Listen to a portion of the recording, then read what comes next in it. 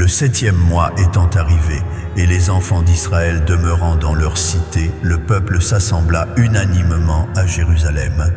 Josué, fils de Jotsadak, avec ses frères sacrificateurs, et Zorobabel, fils de Shealtiel, avec ses frères, se levèrent et édifièrent de l'autel du Dieu d'Israël, pour y présenter des holocaustes conformément aux prescriptions de la loi de Moïse, homme de Dieu.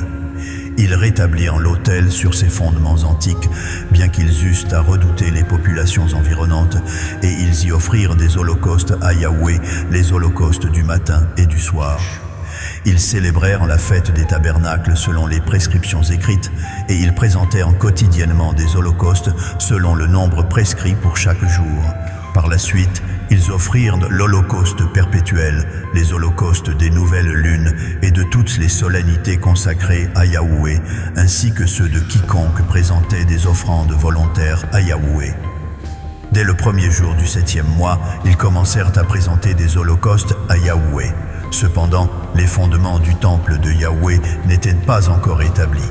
On rémunéra les tailleurs de pierre et les charpentiers, et l'on fournit des vivres, des boissons et de l'huile aux Sidoniens et aux Tyriens, pour qu'ils acheminassent par voie maritime jusqu'à Jaffo des bois de cèdre du Liban, conformément à l'autorisation accordée par Cyrus, roi de Perse.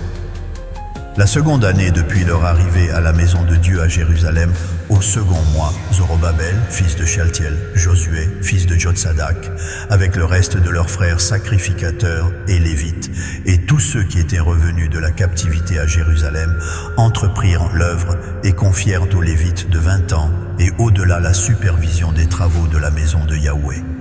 Josué avec ses fils et ses frères, Kadmiel avec ses fils, descendants de Juda, les fils de Henadad avec leurs fils et leurs frères, lévites, se tinrent prêts unanimement à superviser ceux qui œuvraient à la maison de Dieu.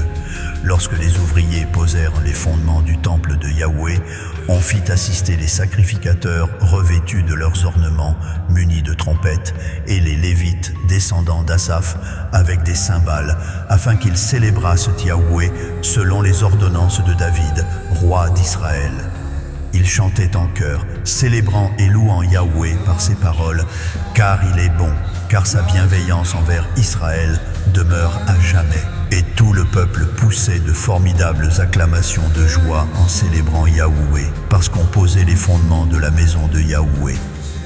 Mais nombreux parmi les sacrificateurs, les Lévites et les chefs de familles âgés, qui avaient contemplé le premier temple, pleuraient à grand bruit pendant qu'on posait sous leurs yeux les fondements de cette nouvelle maison.